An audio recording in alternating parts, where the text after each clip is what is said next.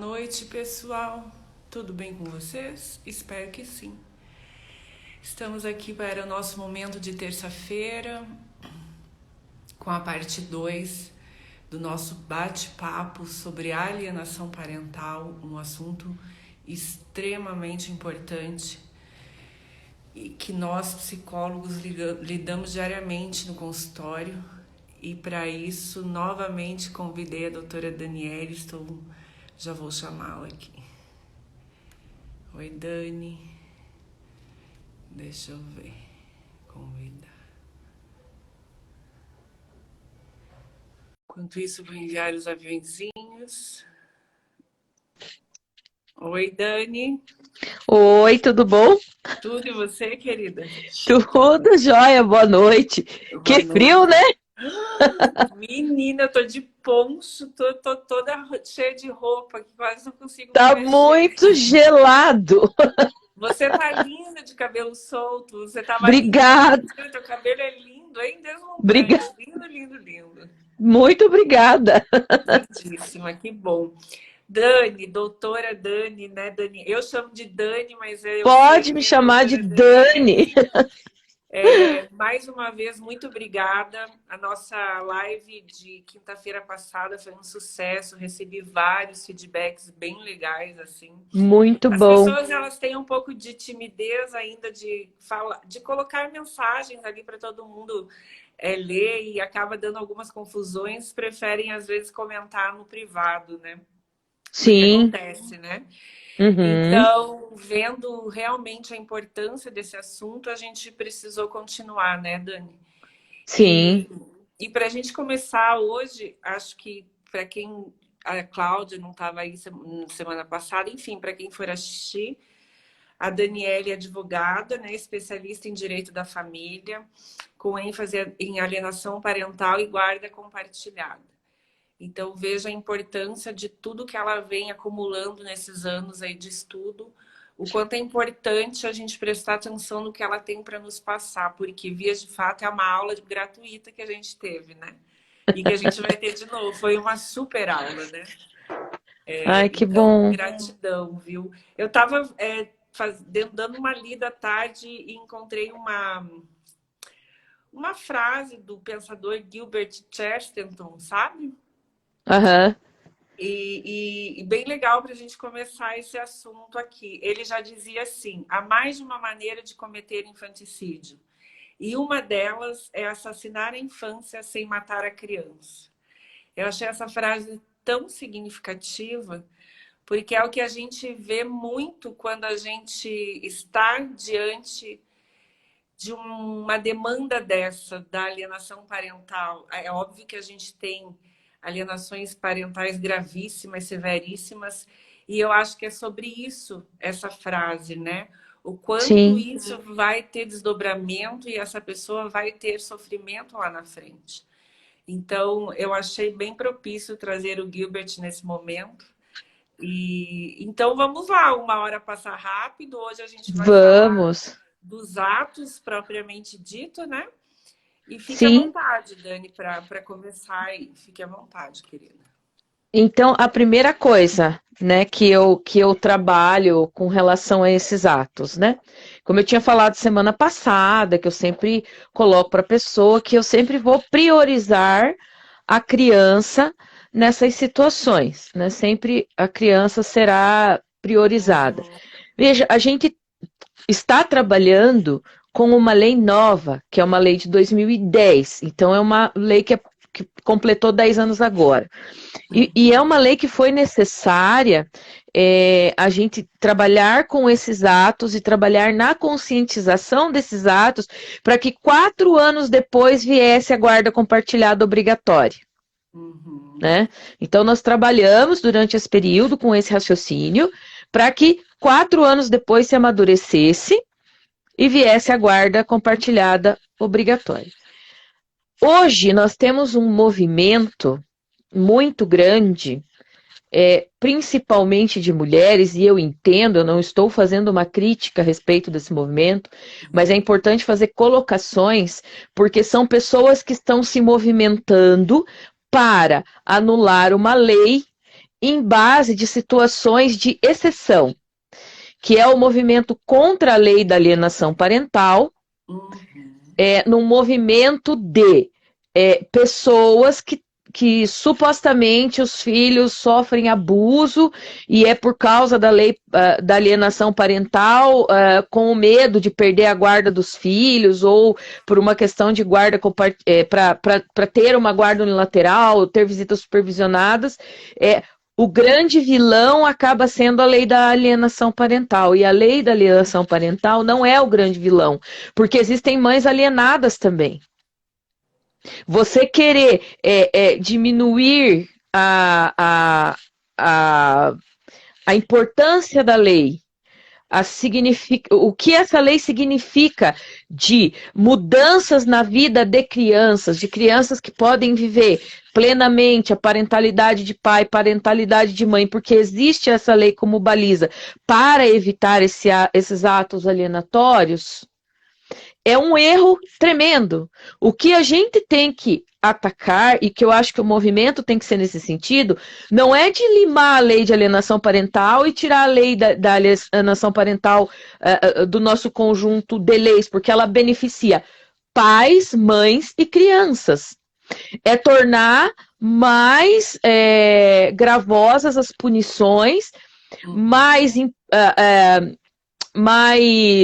firme a fiscalização, e que realmente, numa primeira sinalização da criança, o judiciário já se atente para verificar, primeiro, se aquelas acusações são verdadeiras, porque a gente sabe que existem muitas acusações falsas, se aquelas acusações são verdadeiras e se são verdadeiras, para buscar limitar aquelas situações, e não tirar do arcabouço legal uma lei que durante tantos anos a gente tentou fazer vigorar, e ainda hoje a gente tem uma dificuldade de fazer com que ela vigore, né? Para evitar que se haja um movimento e dizer que a lei é ruim. Ela não é uma lei ruim. Nem de longe, ela é uma lei muito boa. Então, puxando para esse assunto, veja, o problema não é a lei da alienação parental. É a mesma coisa, por exemplo, um conjunto de homens injustiçados, entre aspas, começarem a lutar contra a Lei Maria da Penha porque eles sofreram falsas denúncias da Maria da Penha. A Lei Maria da Penha é uma lei ruim? Não é. É uma lei extremamente boa e protetiva. O que está errado é o mau uso da lei. Agora, por causa de quem faz o mau uso da lei, eu vou tirar do arcabouço legal uma lei que foi há anos debatida, que foi, assim, foco de uma mobilização gigantesca, e é uma conquista para pais, mães e crianças, porque a alienação parental é uma coisa que todos sofrem, avós também sofrem, a gente sabe. E dizer que essa lei não é uma lei boa, porque ela é uma lei excelente. Quem está errado é quem faz o mau uso da lei. Então, assim, a gente trazendo para os atos de alienação. Veja, a partir do momento que a pessoa pega um telefone, liga para o advogado ou consulta o advogado ali, né? Foi alertado de que, olha, isso que você está fazendo é alienação parental. Se você tem a dúvida de se isso que você está fazendo é alienação parental, é porque provavelmente é. Porque a alienação parental não precisa ser aquela alienação violenta, ela pode ser uma alienação de sutilezas. Veja uma alienação muito sutil. Você tirar o que a gente chama popularmente de sobrenome, né? Que é o prenome paterno da criança. A criança assinar nos documentos escolares somente o nome sem utilizar o sobrenome do pai. Isso é um ato que descaracteriza, tira o nome do pai e cria uma desvinculação. Há quem diga, fala, mas isso é um absurdo pensar. Não, não é. Isso é um ato de alienação parental. Sutil, mas é.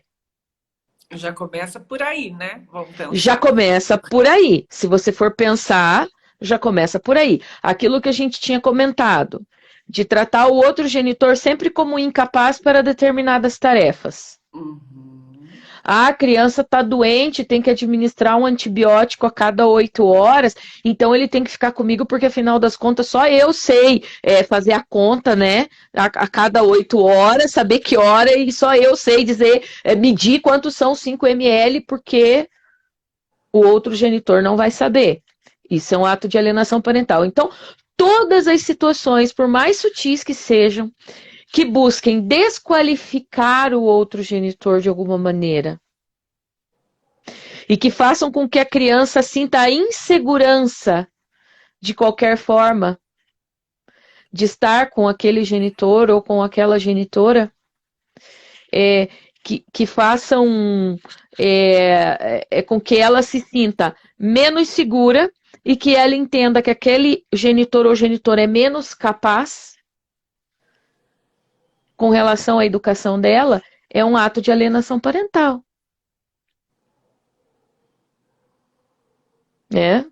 Infelizmente, muitos pais fazem das crianças interlocutores deles, porque o rompimento está recente, ou porque o rompimento não foi superado.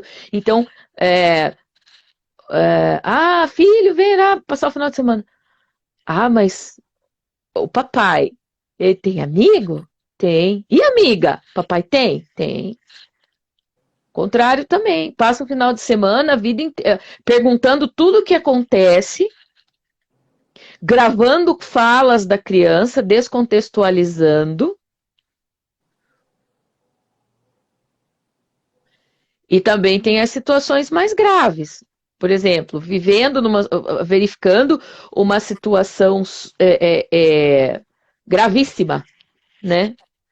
Vivida recentemente.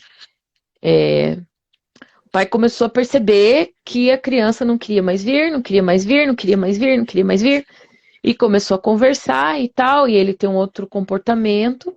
A criança começando um vício em jogo de videogame. Alimentado pela genitora. Porque então a pessoa observa o que o meu filho gosta de fazer, que ele só faz na minha casa, que eu sei que o outro não vai deixar. Criança estourando em glicose, porque já tem problema de pré-diabetes, é uma criança obesa. Aí quando vai para casa do pai, o pai entope de doce, porque é aquilo que a criança gosta. Então, assim, se eu entupir meu filho de tudo que ele gosta, ele vai querer voltar cada vez mais e vai querer ficar com outro cada vez menos. Não importa o prejuízo emocional, psíquico, de vínculo, de saúde que isso possa provocar. Então, são condutas cruéis. Né? São condutas cruéis, e são várias. A lei traz um rol. Tem um rol específico, né, na lei de alienação parental, que é a 12.318 de 2010. Lá existe um rol específico, por exemplo, tem padrasto. Aí fazer a criança chamar o padrasto de pai. Tem madrasta, querer chamar a madrasta de mãe. Eu tenho a avó paterna fazendo alienação parental contra o pai, porque o pai tem a guarda da criança. E a avó paterna não gosta da mãe, e ela quer a criança para ela como se fosse filha dela. E ela veio no judiciário pedir um direito de visitação, que não é um direito de visitação avoengo, que os avós têm também. É um direito de visitação num parâmetro materno. Ela não consegue se enxergar como uma figura de avó. Ela quer uma figura de mãe. E com isso ela aliena o pai e a mãe da criança. Então é aquele egoísmo, narcisismo, o apego, né? O ninho vazio, porque os filhos já estão todos adultos. Então, assim, hoje a gente vive numa sociedade que eu posso dizer assim, a gente fala de, como eu disse na semana passada, a minha vivência do direito é muito casuística, né? Eu sou teórica também, estudo mais. O meu direito é o direito vivo, é o direito casuístico, vivenciado dentro das varas de família, dos tribunais, que como são processos que tramitam em segredo de justiça, a gente não tem muito condição de expor essas situações, né? A gente pontua alguns casos, né? E assim, eu já vivenciei reversão de guarda por alienação parental, sabe?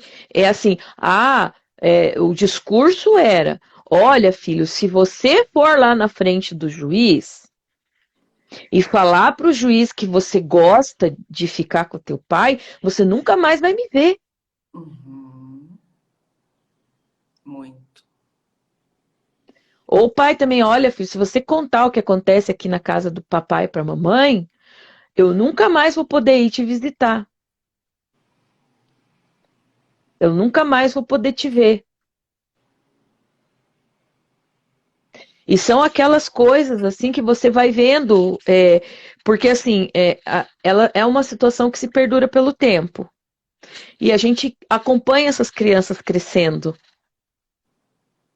Né? Eu já tenho crianças que eu acompanhei desde os 6 anos de idade, entrando na maioridade agora, com todas essas situações. Então, eles vão crescendo e se desenvolvendo dentro desse contexto, e a gente vai verificando todas as dificuldades que isso traz na vida adulta. E aquela coisa assim, de mudança de comportamento. Parece que a criança desenvolve, o adolescente, uma dupla personalidade. Para ele não conflitar, porque tem os manipuladores que se aproveitam da situação, que a gente já percebe.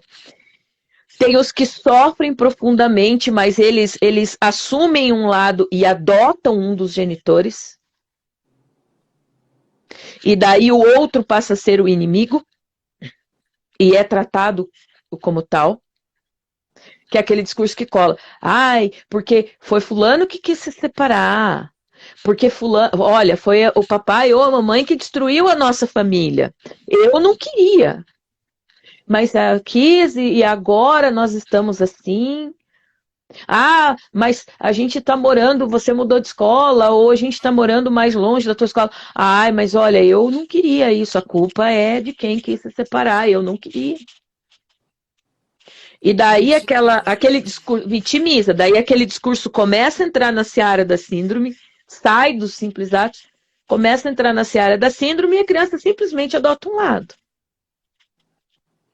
Mas existe um problema também que daí, se a criança adota um lado, e mais tarde ela vai se acertando naquela situação, ou vai procurar ver o que aconteceu, e de repente esses laços acabam se restabelecendo, ou ele começa a enxergar com os próprios olhos dele o mundo à sua volta, e começa a entender que aquele genitor procurou e que ele foi afastado, e a própria criança ou adolescente começa a estabelecer que não, eu quero essa vivência para mim.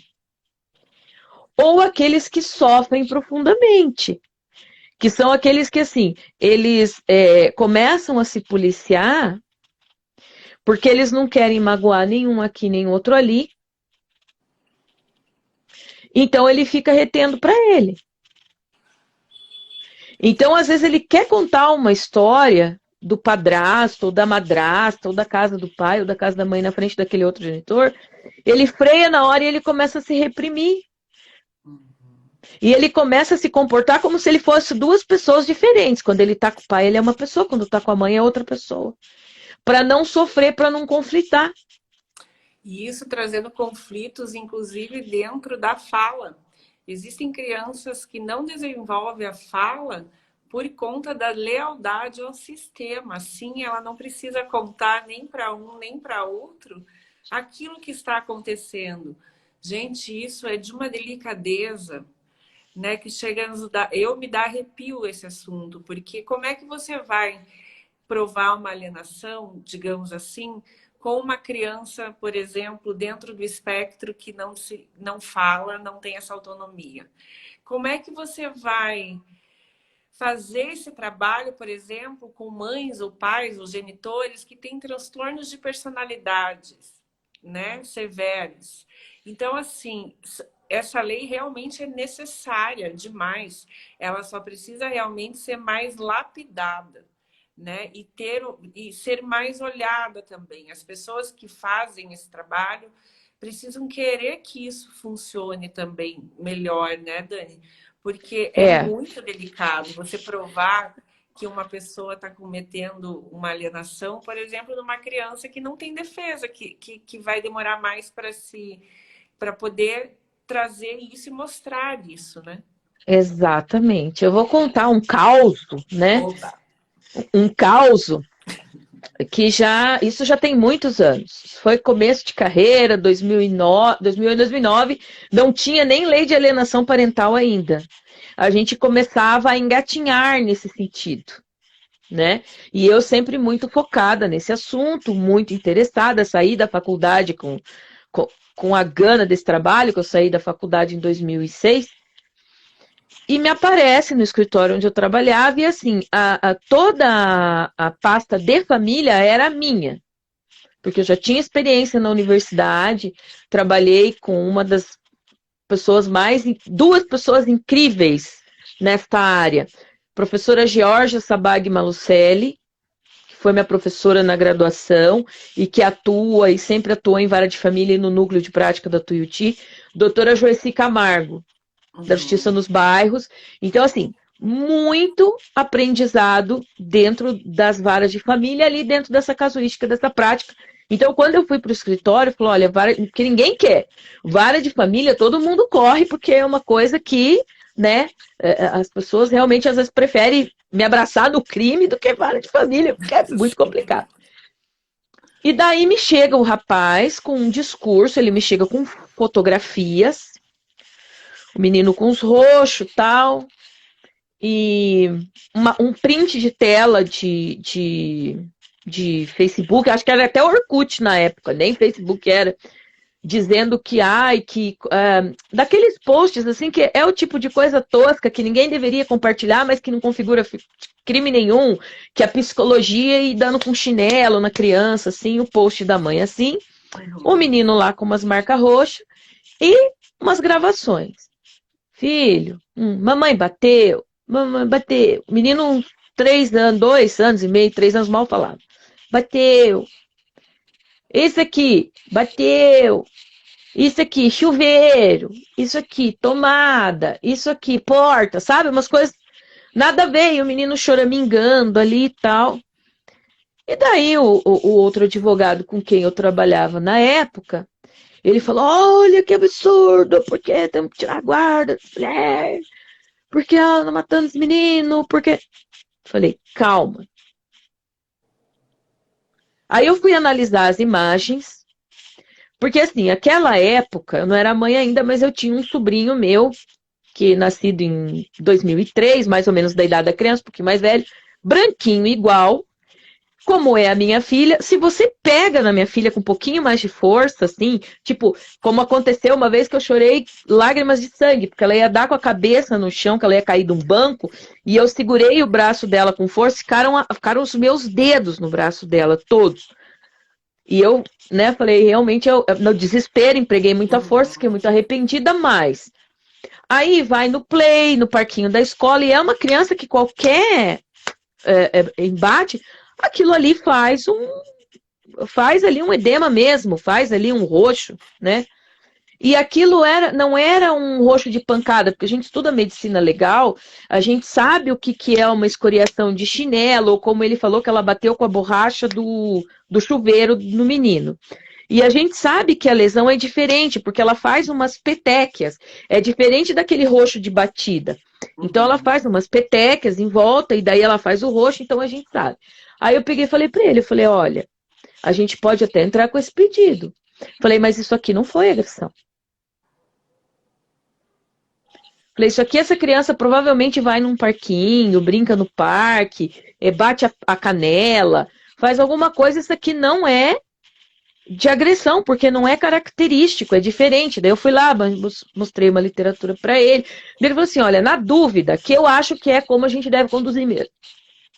Na dúvida, vamos levar isso ao conhecimento do juiz. E o juiz que faça lá um estudo psicossocial, um laudo, mande fazer um corpo de delito lá e o perito que diz. Mas a gente não vai se permitir, vindo uma queixa dessas, a gente não vai se permitir continuar, fazer com que a criança continue apanhando, se é que ela estava apanhando. Eu falei, olha, mas você vai ver, a gente vai levar isso para o juízo provavelmente, num primeiro momento, vai dar uma liminar, vai reverter essa guarda, só que isso tem muita cara de alienação parental.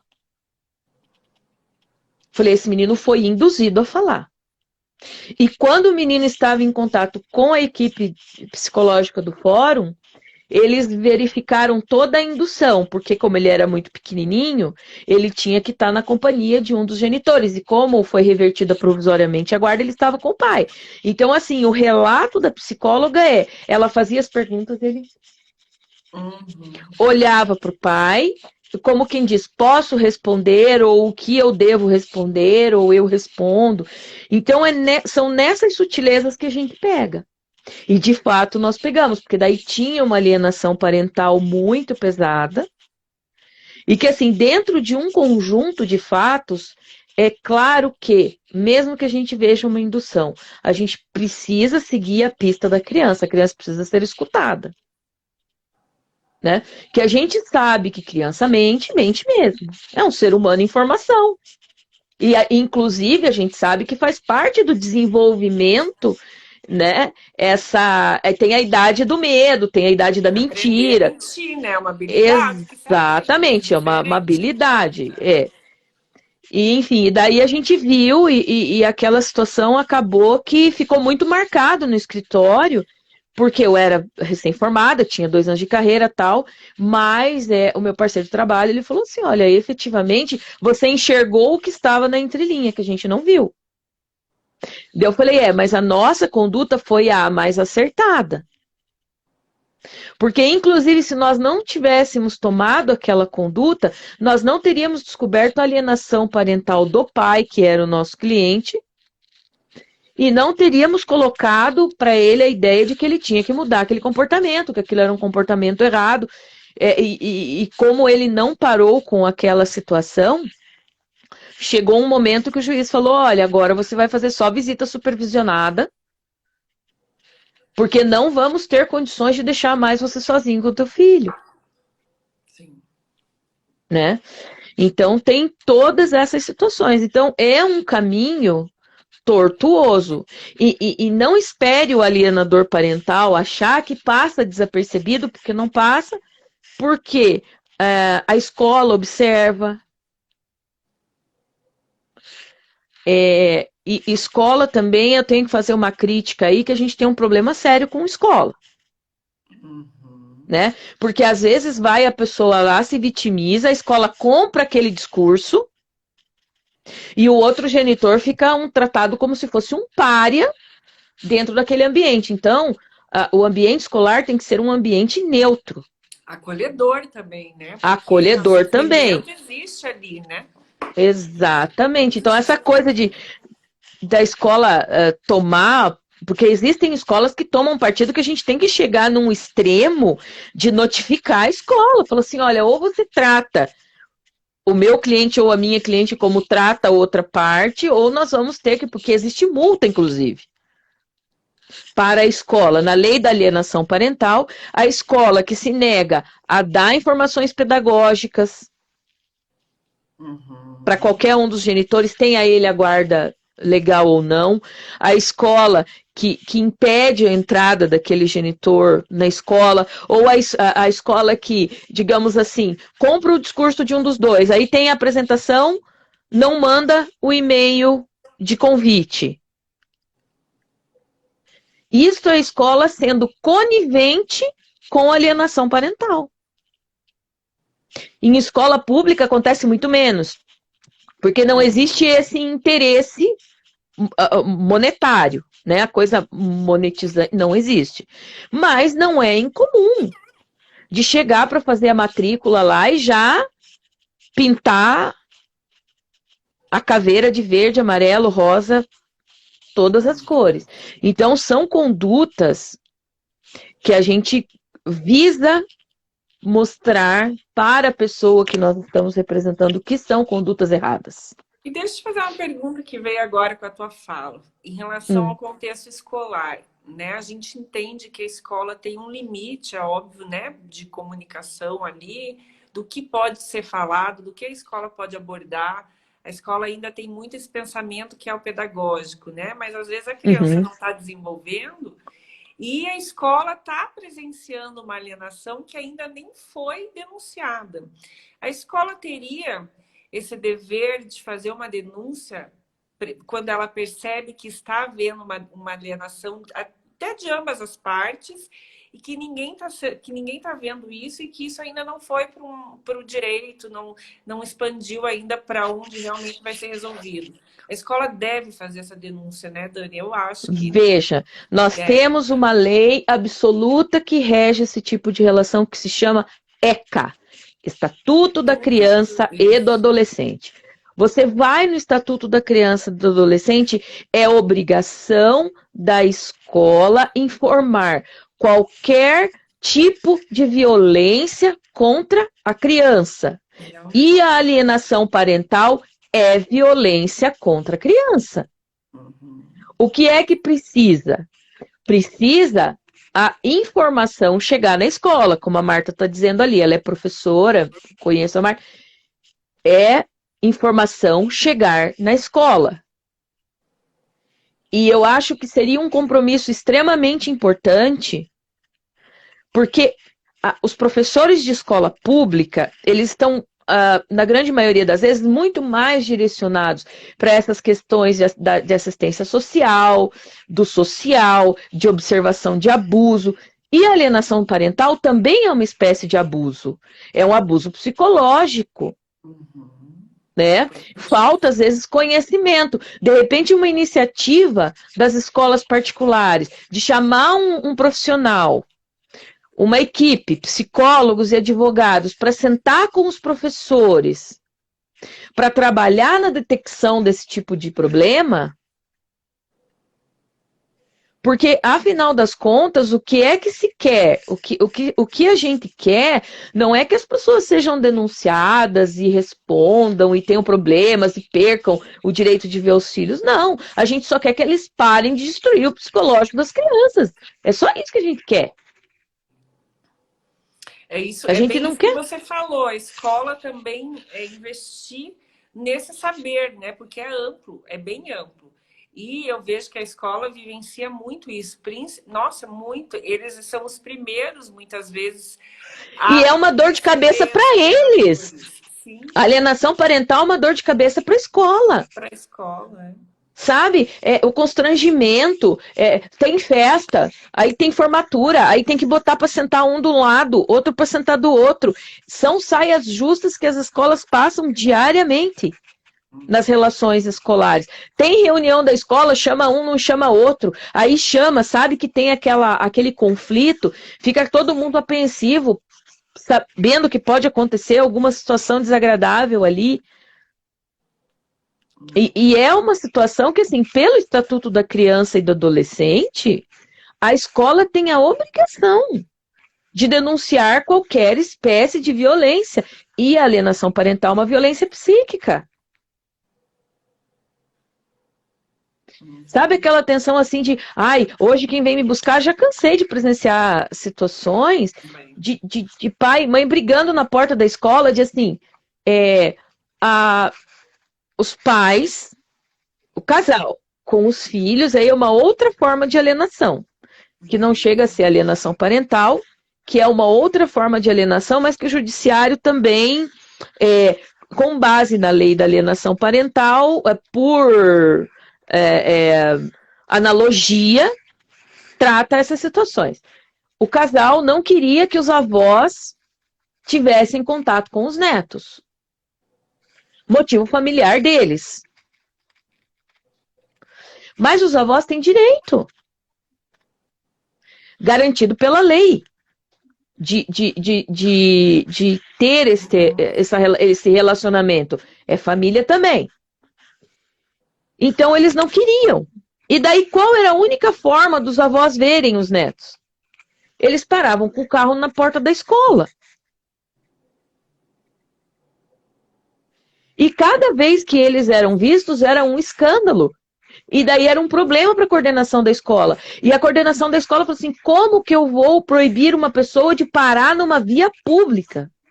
Porque daí a hora que as crianças avistavam os avós, porque boa parte da vida foram criados com eles, tinham vindo, fazia aquele escândalo, choravam, daí não queria ir embora, daí que ia chegar perto dos avós, e os avós queriam chegar perto das crianças, era aquela choradeira. Pra que fazer isso com as crianças? Qual a finalidade? Eu não sei se era avós paternos ou avós maternos, mas, meu Deus, é o pai e a mãe de alguém ali. Se alguém existe ali, é porque aqueles pais tiveram ali para eles algum dia. Não existe briga que justifique isso. E às vezes as coisas vão tão longe, que na minha formatura, nós tivemos um problema de ajuste de famílias de pessoas adultas. Que o marido com o filho tinha que ficar de um lado da formatura e os pais do outro. Eu tenho um caso assim. Mais de 10 anos que os pais não se falam. Sabe? A gente precisa quebrar esse ciclo do ódio. Sim. O único prejudicado é o filho, gente. É o único. Exatamente. A gente precisa quebrar o ciclo do ódio. Nós tivemos que fazer uma ginástica para colocar um em cada ponta do teatro. Pessoas adultas. Será que em um momento na vida ninguém pode ceder um pouco? Para que aquela pessoa que estava lá se formando se sentisse feliz? Tendo a presença do marido, o parceiro e o filho, e tendo a presença dos pais? Tantos anos depois, afinal, né? O que é tão intransponível? Sabe? A gente precisa trabalhar e quebrar esse ciclo do ódio. E é um ciclo do ódio que nasce aos poucos. Né? As pessoas vão trabalhando ali e vão, sabe? Eu não sei se eu cheguei a falar isso, porque eu uso tanto esse exemplo, que uma coisa é o tiro, é a pancada, é aquela coisa que te agride de uma vez. E outra coisa é aquela coisinha que fica ali, uma agulhinha, uma feridinha que não deixa fechar e fica ali incomodando todos os dias.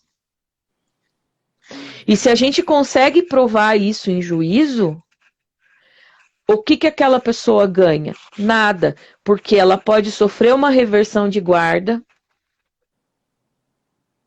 perder de repente uma compartilhada e passar para uma unilateral, ou ela pode perder efetivamente o direito de visitação, pode perder o poder familiar, pode ter que se submeter a só ver o filho na presença de um oficial do fórum ou de uma pessoa da outra família, visitação supervisionada. Então, são várias coisas a se pensar com essas condutas. E eu acho assim, que num primeiro momento, você começa a perceber os atos de alienação parental, falando para quem já está com a cabeça fresca, com o ânimo normal. Começou a perceber. Primeira tentativa, tem uma conversa. Diz assim, olha, isso que você está fazendo é alienação parental. Você está ciente que alienação parental é tudo o que você faz para que a criança desvalorize a minha pessoa? Então, isso que você está fazendo é alienação parental. Nós dois, eu e você, por e-mail, no WhatsApp, por telefone, podemos quebrar o pau, se xingar, gritar, brigar, esbravejar. Lá dentro do processo também, nós podemos exercer todo o nosso arsenal, mas na presença dos filhos, nós temos que manter um mínimo de respeito. Um mínimo de cordialidade. Eu sempre falo, você não consegue conversar com o outro com cordialidade?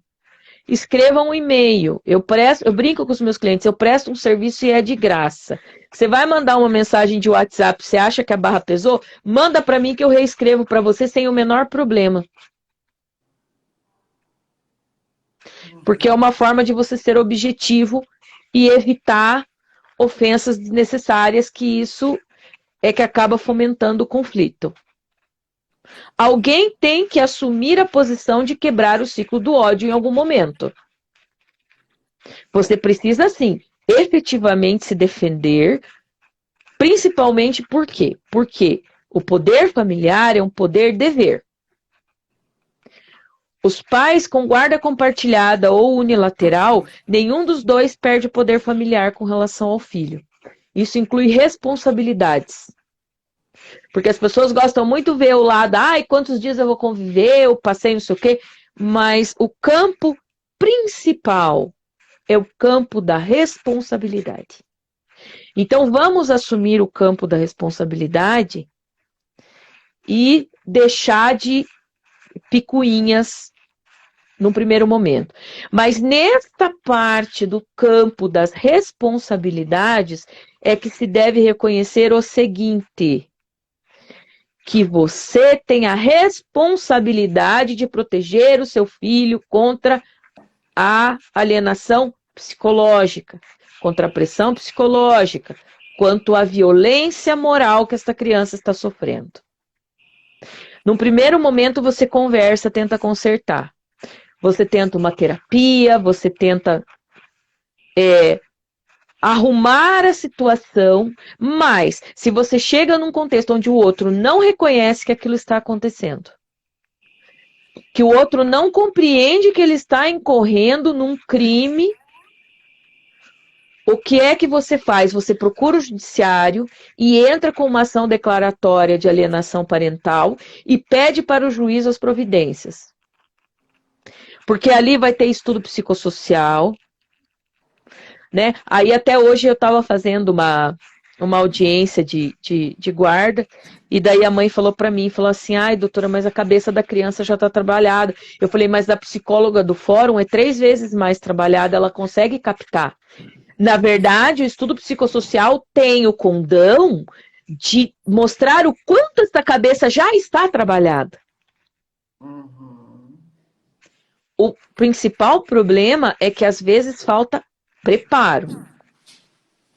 Muitos juízes já não deferem a análise do estudo psicossocial da equipe do fórum. Mandam para uma perícia, com o psicólogo perito, com um assistente técnico para acompanhar e para fazer aquele laudo nos casos mais graves. Porque existem casos que a coisa já está tão dominada que o parecer do NIAP às vezes não traduz a realidade. Infelizmente. Nós temos profissionais excelentes e com muito boa vontade. Muita mesmo. Mas às vezes a gente tem uma percepção que existe ali uma condução social. Quando você lê o laudo, assim, vê o que fala de uma parte, o que fala de outra. E isso independente de gênero, pode ser do gênero masculino ou do gênero feminino. Aquele mais habilidoso na vitimização consegue uma coisa mais favorável. Então, na minha opinião, porque assim, a palestra técnica que eu faço sobre alienação parental, eu fazia junto com um grupo que tratava de psicopatias.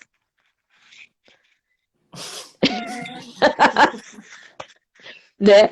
Eu fiz pelo Secrim do Christian Costa, que o Christian Costa trabalha naquele canal E&D, né? Ele tem lá, ó, investigação criminal, e ele faz os pareceres ali daqueles casos, e eu palestrei com o Christian. Que legal. E o Christian falava dos psicopatas, e a minha era os psicopatas da alienação parental, porque às vezes extrapola o limite do inconformismo, da raiva, da rusga, e já passa por um grau de psicopatia mesmo.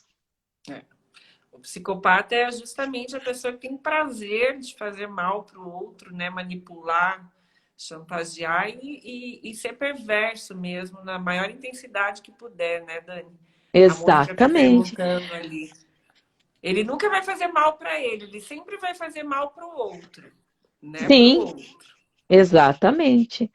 Né? E o prazer dele são as pseudo-vitórias que ele tem. É.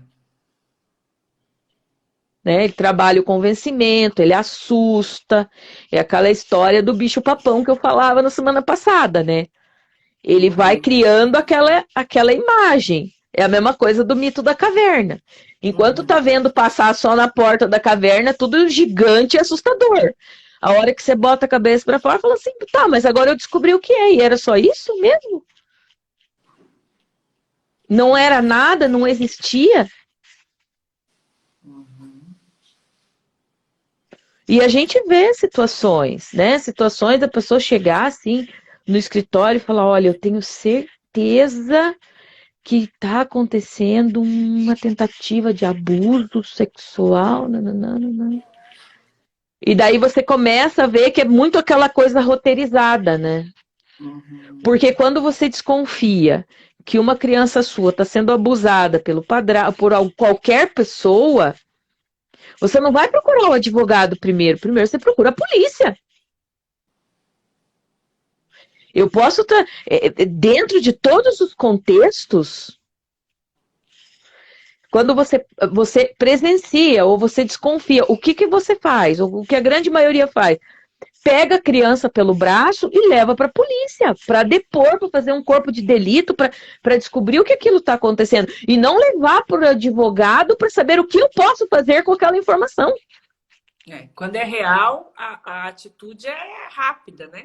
A conduta é totalmente outra. A conduta é mais visceral, é mais violenta, é mais vingativa. Ela não é uma conduta de premeditar, né? Meditar e premeditar como eu vou lidar com essa situação. Ela é mais passional. E daí você começa a observar o comportamento da criança e ver, né? Até a gente observa, eu já presenciei situações assim, que a gente verifica que vem uma queixa ou vem uma coisa de falar que a criança sofre alguma espécie de abuso. Aí você vê o jeito que a criança lida com os pais, com ambos. Aí você olha e fala assim, cara, mas essa criança só não abuso nunca.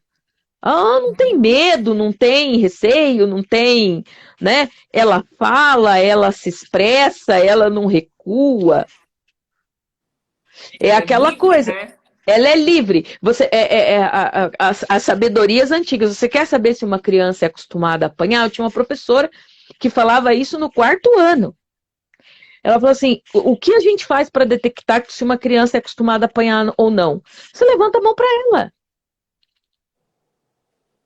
Se você levantar a mão para ela e ela fizer algum gesto de defesa, a probabilidade dela ser uma criança que sofre violência com frequência é uma. Se você ameaçar atirar alguma coisa nela, o gesto dela vai ser defensivo, porque ela espera ser agredida. Agora, uma criança que não espera ser agredida vai olhar para tua cara e vai dizer, o que essa louca tá fazendo? Ou a reação dela vai ser rir, ela vai achar que é uma brincadeira. Ou correr, se for, né? Se for real, sair correndo, se ela não souber expressar. Exatamente, ela vai se esconder, né? Mas a gente observa comportamentos, a forma como a criança fala, como ela se comporta, enfim. A gente observa todas essas coisas. E assim, pequenos atos, eles podem, numa cadeia, né? Fazer um elenco gigantesco e fazer uma alienação parental gravosa. E assim, começou a observar, tem mais de 3 ou 4 situações que você começa a sentir, falou assim, não, tá vindo diferente, volta agressivo, me fala coisas que uma criança não fala, porque raciocínios que uma criança não tem.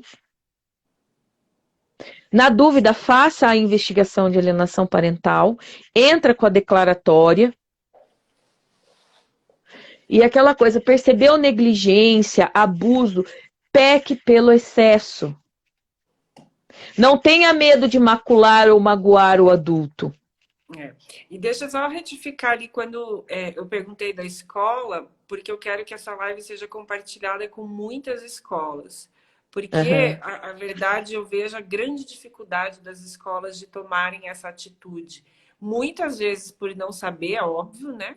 A gente Sim. não tem, a gente não sabe tudo, mas a partir do momento que a gente escolhe trabalhar com crianças, né, e sabendo que existe o estatuto, A gente tem o dever, gente, de fazer isso. De cutucar a ferida.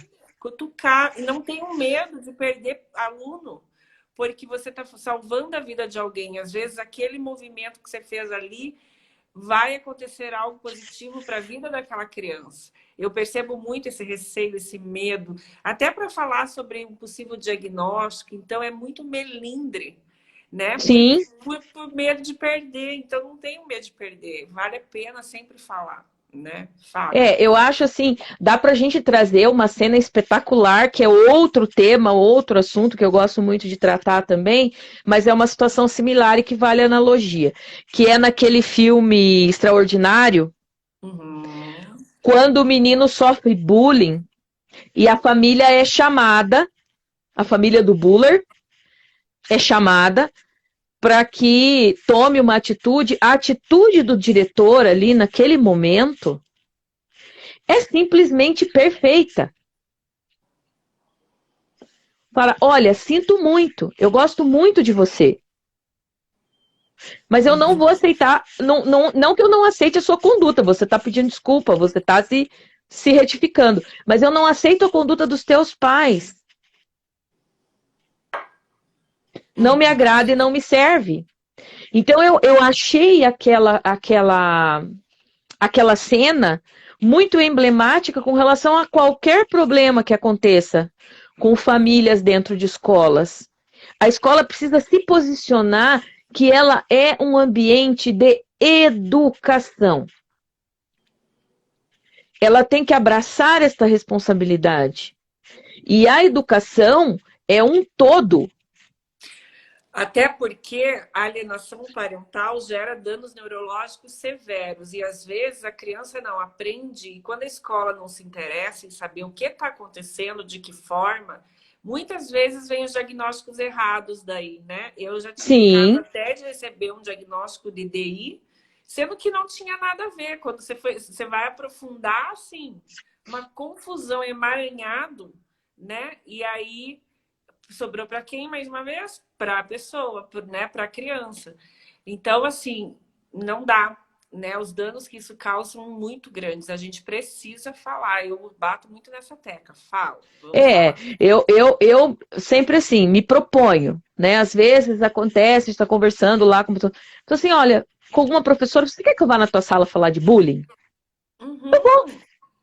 Você quer que eu vá conversar com os teus professores na escola sobre alienação parental?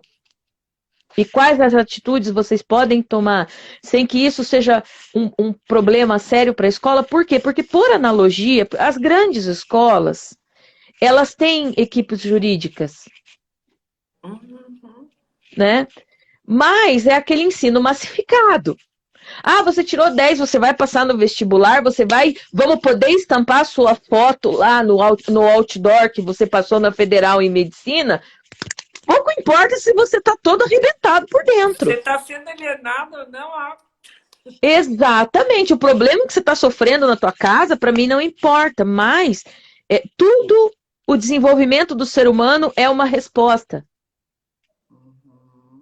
Né? Aquele estresse, aquela situação. Gente, a gente nunca teve suicídio de jovens de uma forma tão grande. Porque, infelizmente, as pessoas estão tomando uma liberdade de falar para os outros aquilo que elas querem e desconsiderando que, de repente, atrás da tela de um computador tem um ser humano, né? E fazer aqueles achincalhamentos da pessoa. E isso se leva para a vida. E as crianças violentas, as bullers, as que ofendem, é porque elas presenciam isso dentro da casa delas.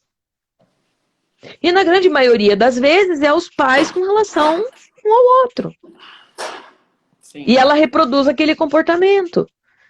Então é aquela coisa muito simples, a escola está sentindo algum problema, não tem mais habilidade para conversar, numa primeira conversa não recebeu uma resposta adequada, o conselho tutelar está aí para isso. Ou chama um psicólogo, coloca um psicólogo ao par do que está acontecendo. Eu acho que todas as escolas deveriam ter um profissional de psicologia. Ai, nem falha, é o sonho, né? O ideal. É óbvio que, mas um profissional de psicologia para lidar com essas demandas. Para lidar com essas demandas. Escolar, né? E, em vias de fato, nós éramos chamados assim para resolver problemas que nada tinha a ver com a demanda do aluno, né? Sim. Então, realmente, precisa muito desse trabalho dentro das escolas. Muito, muito. Né? Muito. E assim, a escola, depois da casa, é o primeiro ambiente. Não dá para se desvincular. Não. A escola é o primeiro ambiente onde, de repente, a criança sinta aquela segurança de falar o que está acontecendo com ela. De chegar e contar e falar assim, olha, eu tô sofrendo uma violência em casa. Ou como acontece milhares de casos de abuso sexual que a criança nem sabe o que estava acontecendo, assiste uma aula na escola e passa a entender o que está acontecendo com ela.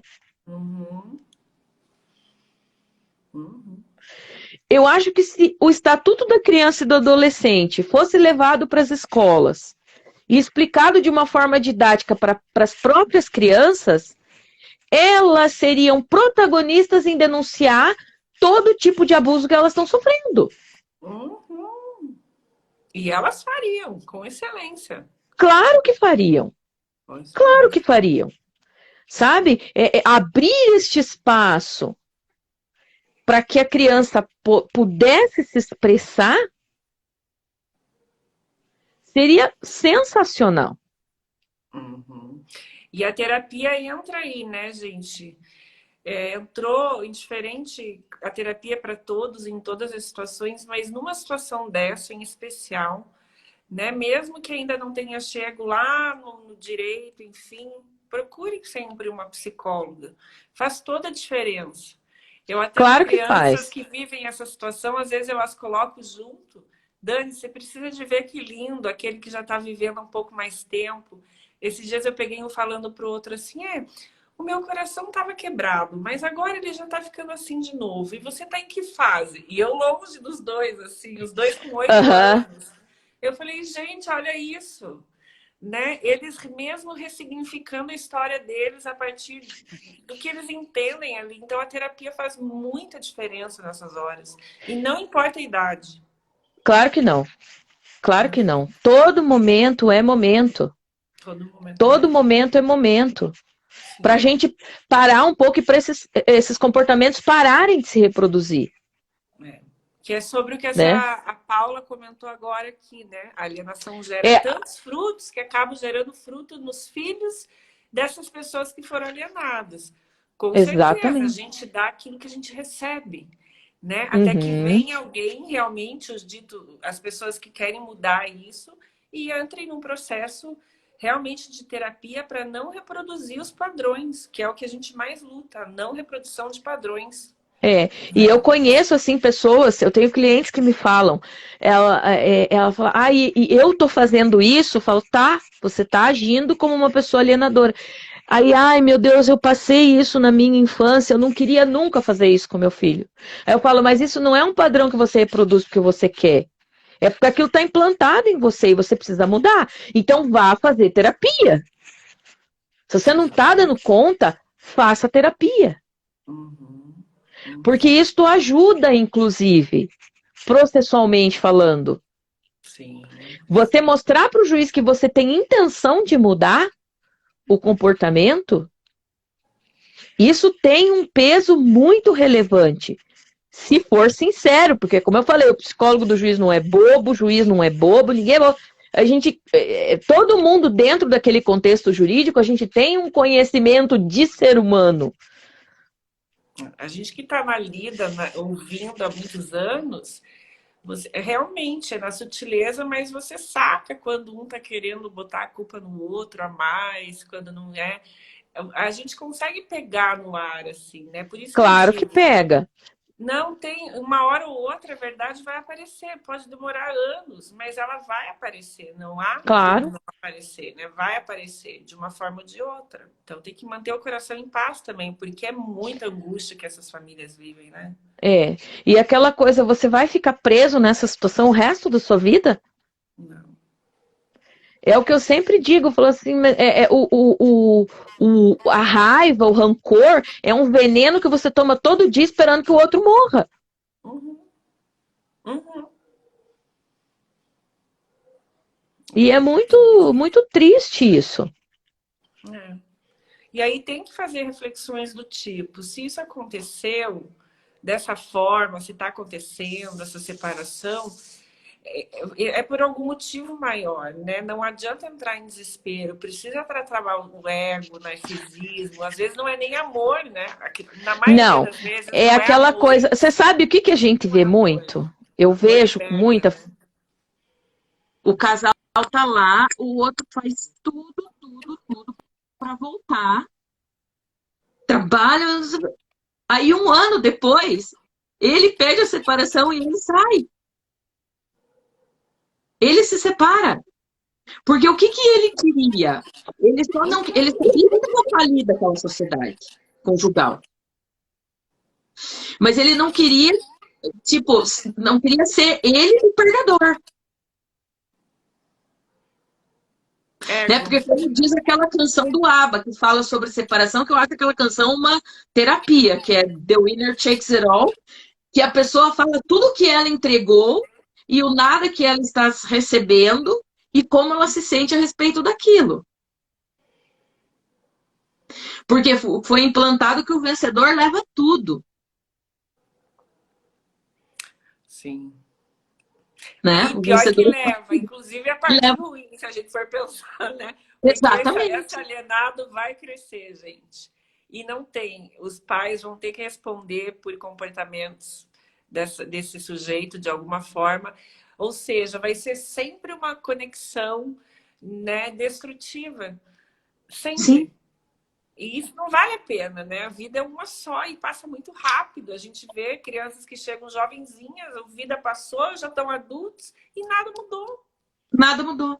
Eu vejo, você sabe que até dentro das minhas pesquisas, eu tracei uma linha do tempo sobre essa questão da alienação. Então, vindo lá desde os primórdios, de quando os casais se separavam, de que tinha o culpado pela separação, porque até 77 o casamento no Brasil era indissolúvel, né? As Uhum. pessoas se desquitavam, mas não se divorciavam. Não existia a dissolução do matrimônio. Então, se você for olhar na linha do tempo, o nascimento das questões de alienação parental, os alienadores parentais são justamente aquela geração de pessoas que são os filhos daqueles divórcios. Uhum. Uhum. Os alienadores parentais são os filhos dos primeiros divórcios.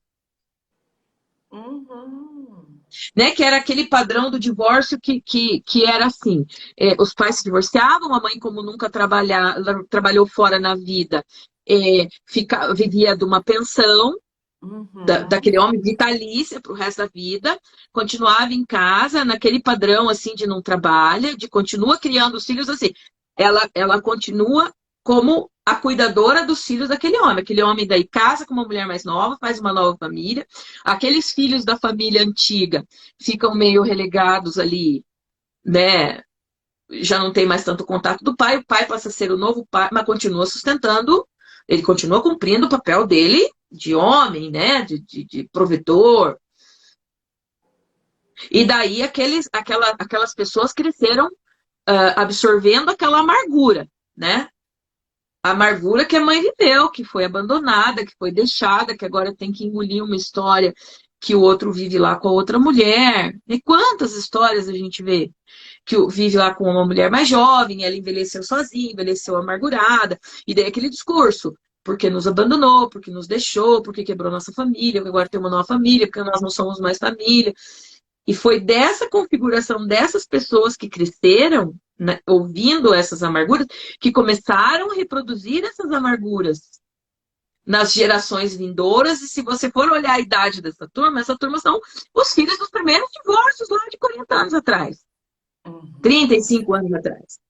Verdade, verdade. Sabe? Que vão reproduzindo esse padrão, só que agora com mais requintes de crueldade.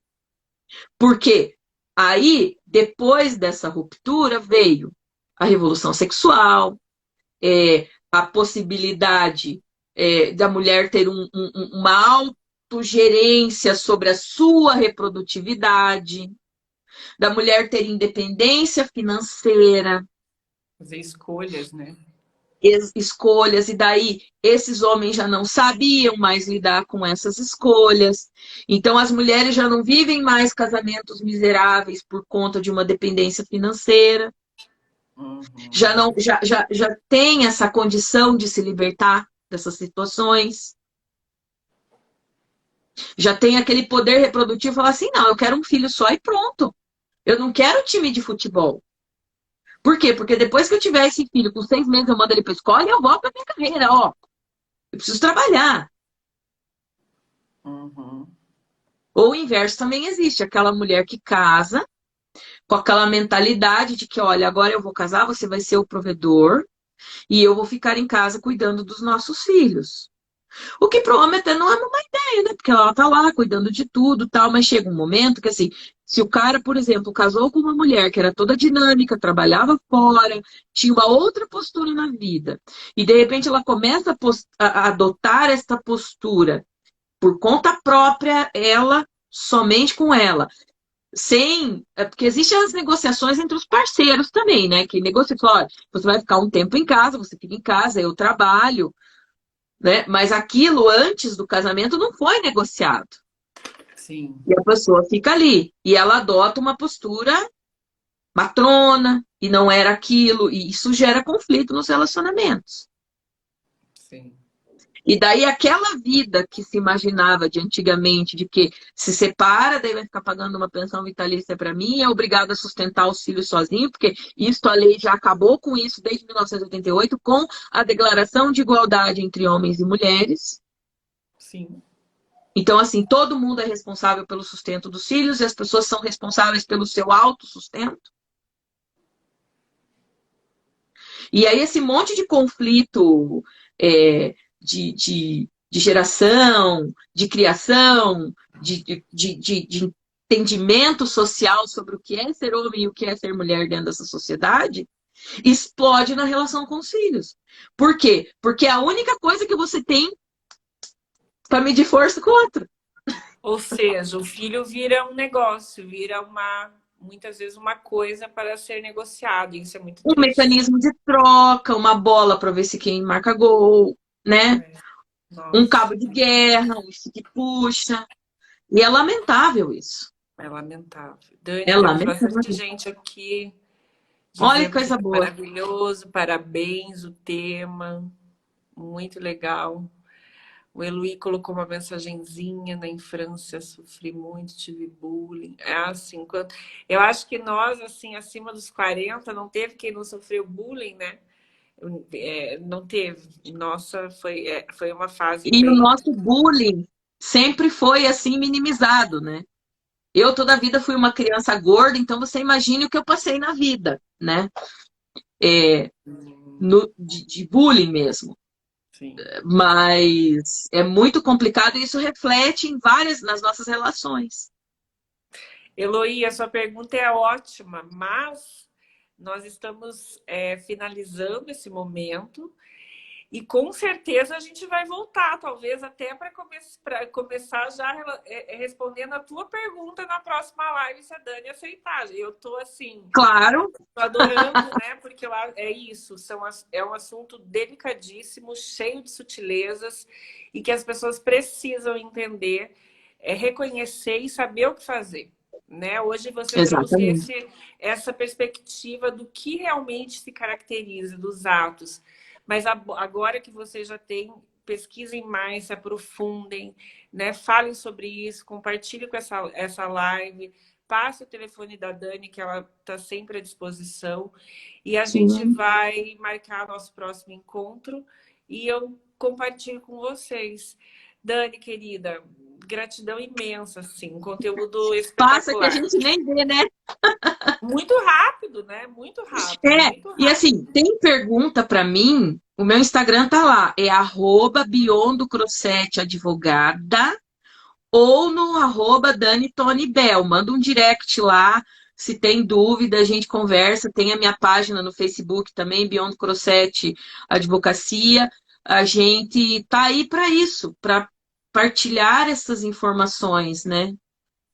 E Porque quem às vezes entrou na nem sempre metade da live, assista desde o começo, vai ficar gravada, porque ela falou coisas bem interessantes no comecinho da live, hein, gente? Detalhes bem importantes. Desculpa te cortar, Dani. O que você estava falando? não, pode. E daí você, querendo, entra lá, me sigam, né? Porque eu tenho um Por programa na favor. rádio também, sábado, domingo. Este sábado eu vou estar ao vivo lá na rádio. Então, se tiver pergunta para responder, é das 7 da manhã até as 10, na Uau. 95,7 FM. E a gente tem esse trabalho mesmo, assim, aproximar o direito das pessoas. Exatamente. Humanizar tudo isso, né? Humanizar, exatamente. A Conexão. minha grande bandeira é uma advocacia humanizada, por favor. Tamo junto, querida. Né? Como que os Abraçando o ser jovens fazem? humano. Tamo junto, tamo Tamo junto. junto, Então tá bom, gente. Eu tá não vou bom? falar o nome de um, porque daí eu teria que falar de todos, e eu sou grata a todos vocês que puderam comparecer. Eu sei que é um tempo precioso, mas vias de fato de extrema importância. Então compartilhem, não deixa a live parada aí, que é importante que quanto mais pessoas ouçam, antes a gente vai reverter tudo isso para o bem de todos, porque eu Sim, entendo como psicóloga que os alienadores também têm um sofrimento ali. Então a gente tem. precisa trabalhar todos esses sofrimentos, olhar para todos. Tá bom, queridos? Um beijo no coração de todos e a gente se vê na Beijo, todos quinta-feira. abraçados. Deixa eu Obrigada, só dar um viu? recadinho. Quinta-feira vai ter um sorteio super especial na live de um livro da nossa convidada especial que escreveu a história da filha, a história dela. Então, assim, vai ser eu acho que vai ser uma live bem inspiradora também no assunto autismo e parentalidade. Então, não deixe de participar também, se vocês puderem. Um beijo. Beijo, tchau, tchau. Tchau, tchau.